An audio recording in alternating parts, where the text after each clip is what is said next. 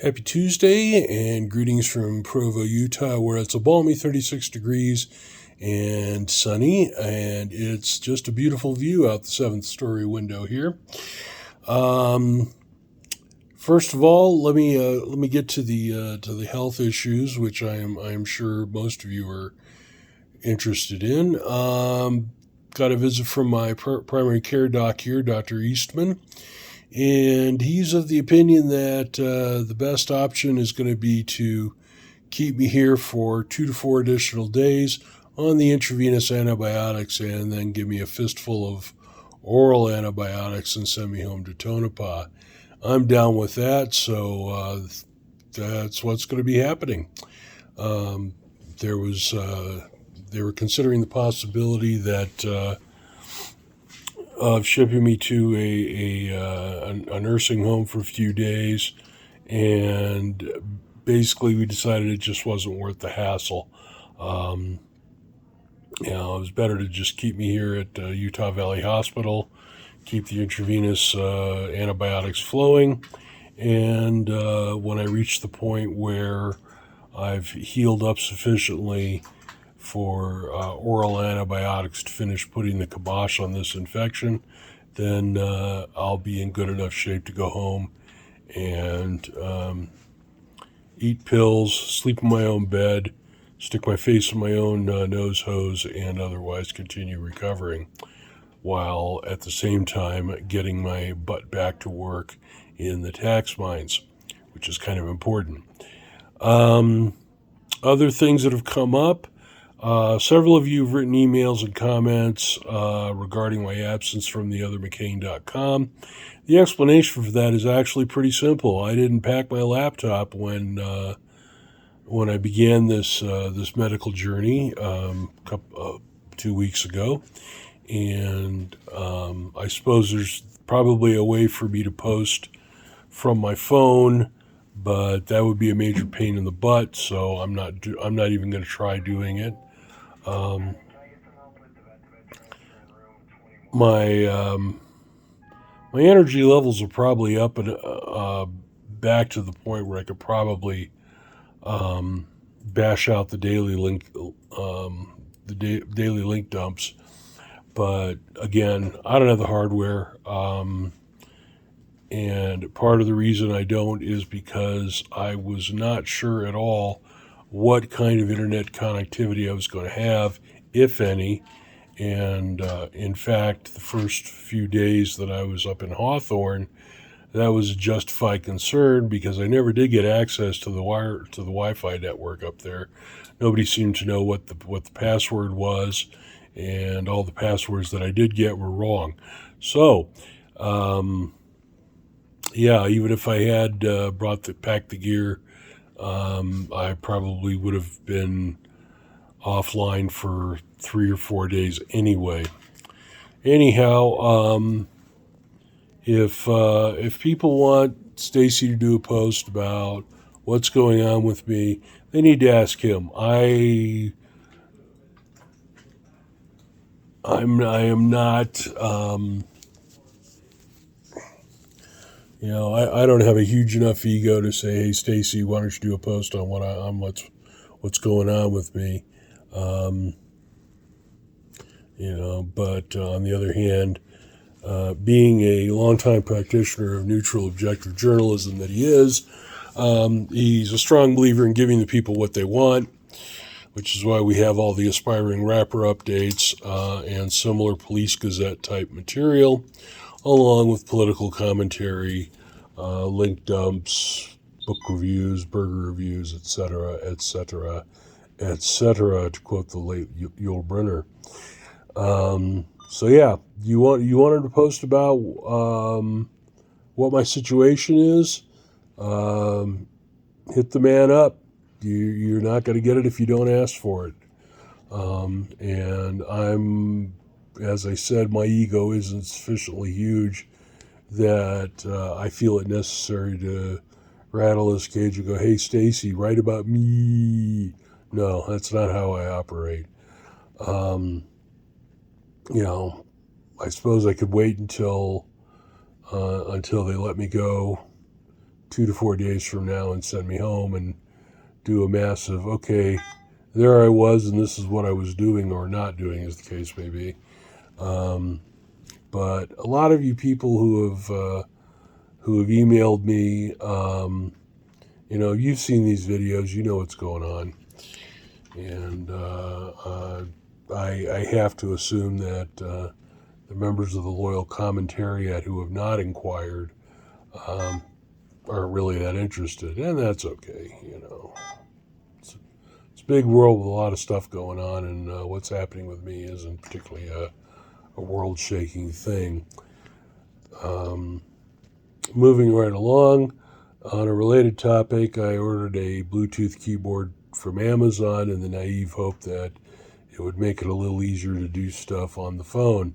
Well, that was dumb. I should have read the specs a little closer and made sure that the keyboard was Android compatible, which unfortunately it doesn't seem to be.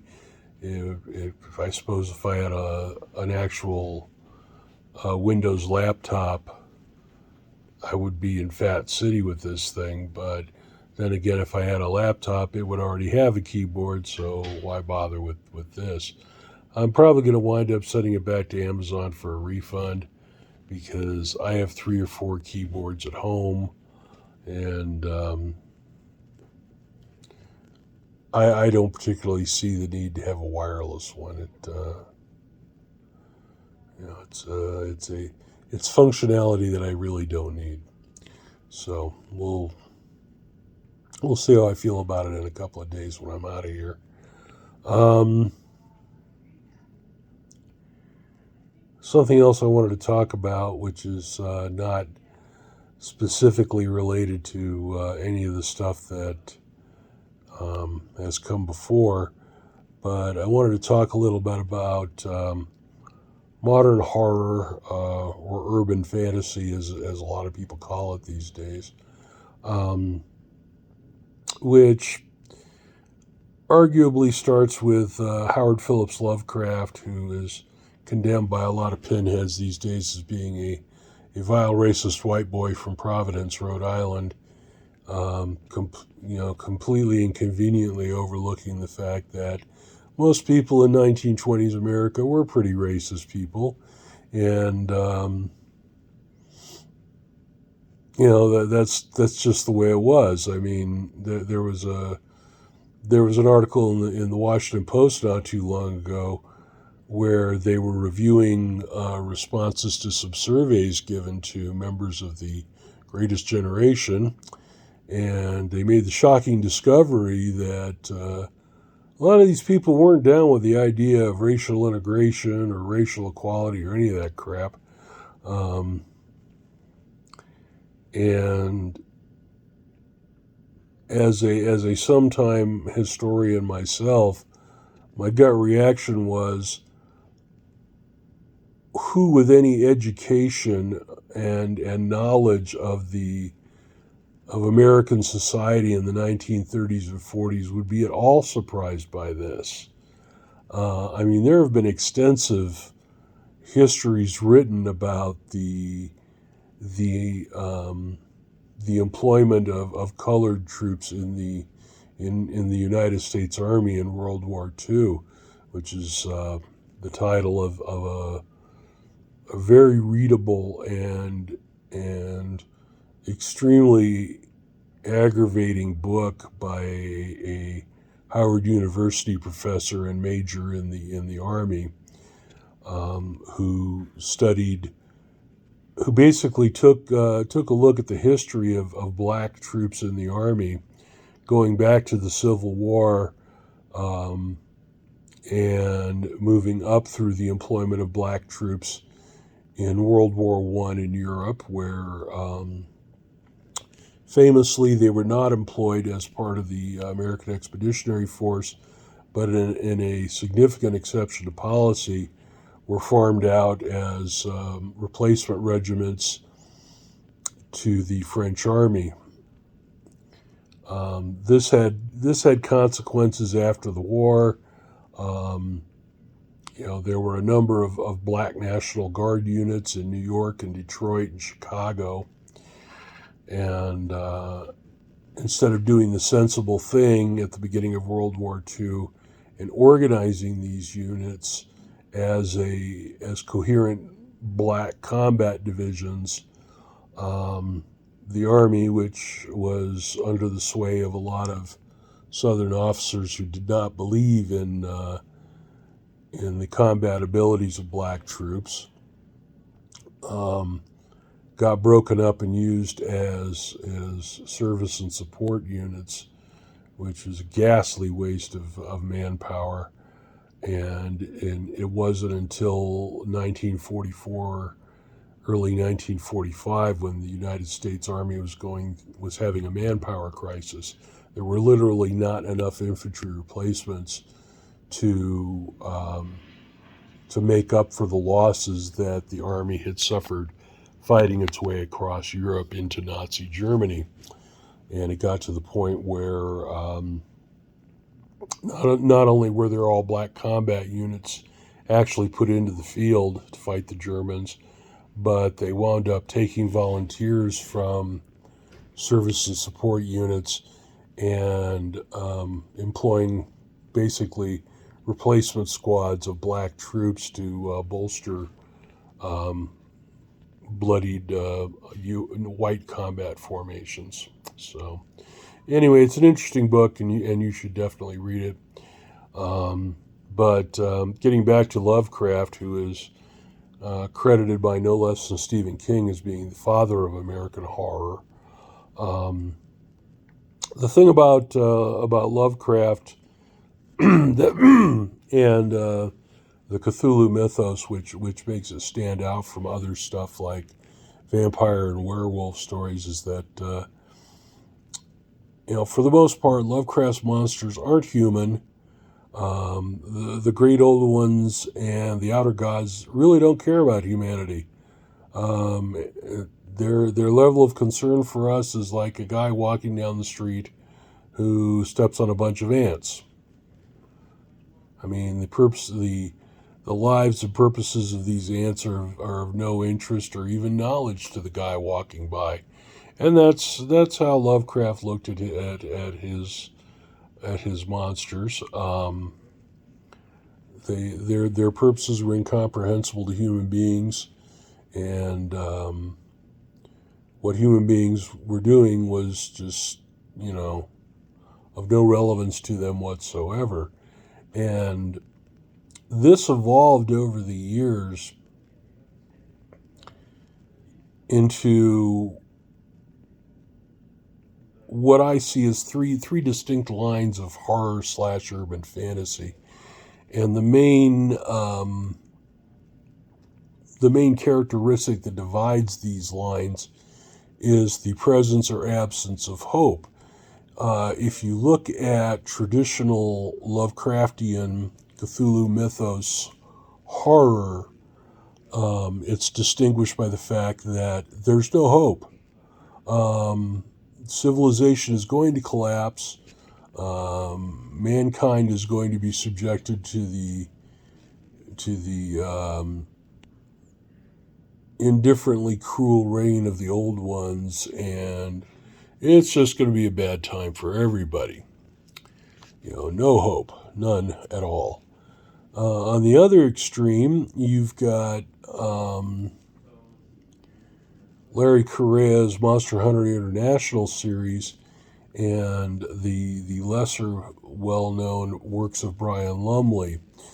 In both of those, the message is that there is hope. Yes, the outer gods are out there, and they're trying to take over our universe and make us all miserable little worms. But we've got some unearthly powers on our side too, and champions of humanity who are fighting to prevent a victory by the old ones. And in the middle, you have stuff like Delta Green, or no, strike that, correct it. You have stuff like Charles Stross's The Laundry Files, which started out as an interesting fusion of magic with science. Strauss grabs the Lovecraftian notion of higher mathematics being a gateway to occult knowledge and or madness, and he explains why this is so. And after writing a couple of really good and quite affectionate parodies, pastiches, whatever you want to call them, of James Bond novels, Strauss gets serious with the Fuller Memorandum, and the whole purpose of the Laundry and its allies in the European Union governments is to put off the eventuation of Case Nightmare Green, where the old ones break through, madness reigns, etc., etc., etc., as long as possible, which superficially looks like Delta Green motto of making sure that tomorrow does not happen today. The Delta Green role-playing game, which developed from the original Call of Cthulhu role-playing game by Chaosium, Delta Green is dark as fuck. There's just no way around it. It actually, with its blending of Cold War Men in Black mythology with the Cthulhu mythos, it can be just supremely depressing, because the basic condition of it is you can't win, can't break even, you can't get out of the game. The best you can do is fight and maintain your sanity for another day. It is what it is. I find myself less able to enjoy it lately because of the lack of hope, quite frankly. So, anyway, those are my thoughts on modern horror, urban fantasy, whatever you like to call it. And I guess I could expand on these thoughts if people express interest. Anyway, thanks for listening. Going to be here in Provo at least a couple more days, and I'll be sure to keep everyone posted. Thank you.